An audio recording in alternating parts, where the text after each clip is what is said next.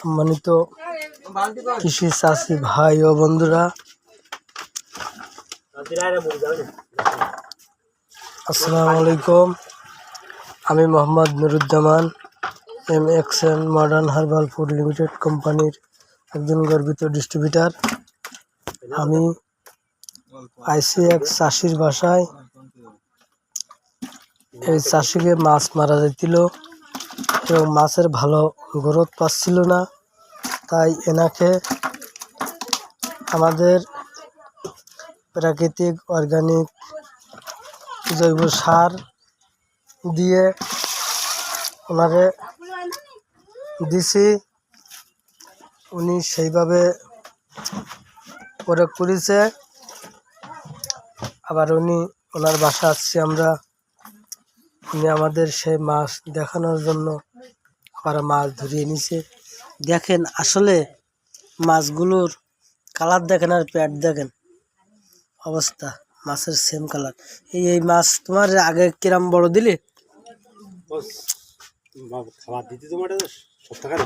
হ্যাঁ, আমাদের খাবার দিছি মাত্র 1 সপ্তাহ বয়স, কিন্তু মাছের কালার এবং মাছ 6-7 কেজি। এখন তো মনে করো 3 কেজি এসে গেছে না, 3 গ্লাস খাবে, 3-4 কেজি এসে গেছে। 7-8 কেজি ছেড়েছে। 1 সপ্তাহ আমাদের খাবার দিয়েছে, মনে করেন 4 কেজি নেবে না, 3 কেজি। আবার মনে করো 4 দিলে বেশি যাবে। তাই আমরা সরাসরি চাষির কাছে যাব।